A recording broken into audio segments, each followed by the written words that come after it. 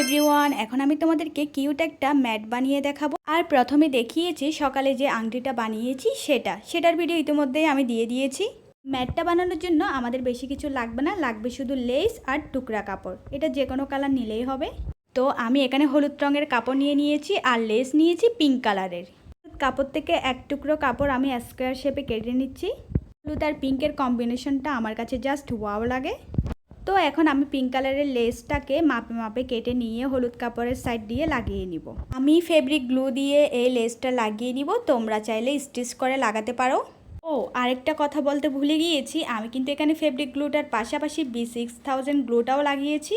এতে করে এই লেসটা একদম পারফেক্টভাবে সেট হয়ে গিয়েছে। দেখো, খুব ইজিলি কিন্তু আমরা এরকম কিউট কিউট ম্যাট বানাতে পারি।